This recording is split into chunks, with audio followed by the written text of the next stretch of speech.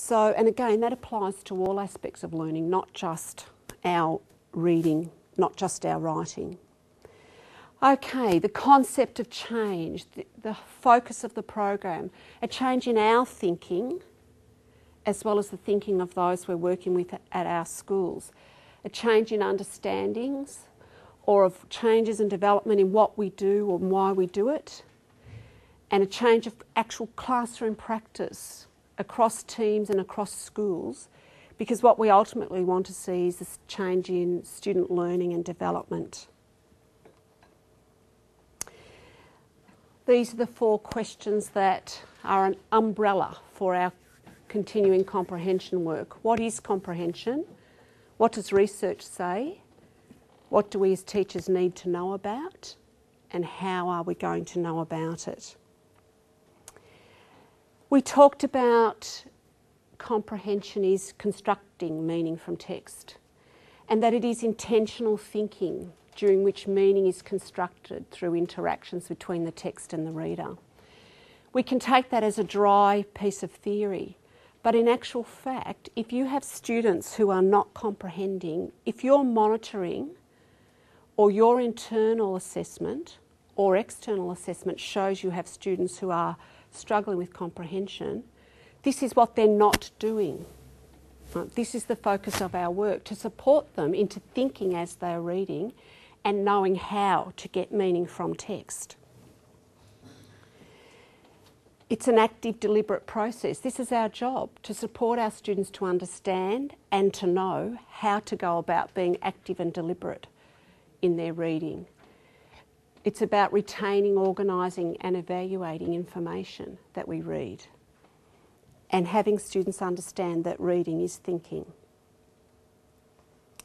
We talked about the National Inquiry into the Teaching of Reading. It looks like this. If you're chasing it up, it came into schools years ago, so it might be around on a dusty bookshelf somewhere. If not, you can Google it and it's easy to find.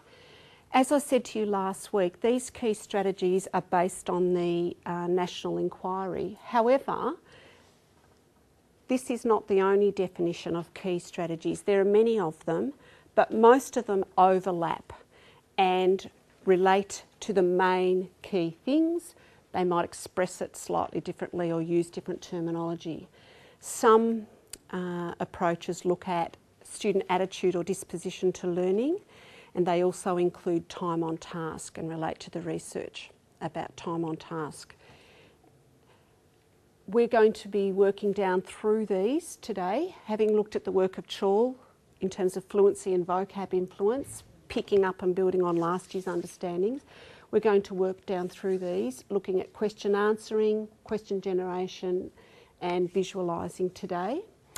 And we looked at the question, sorry I'm moving around there, can these strategies be taught, and do we need a new wave or a further wave of explicit comprehension strategy teaching?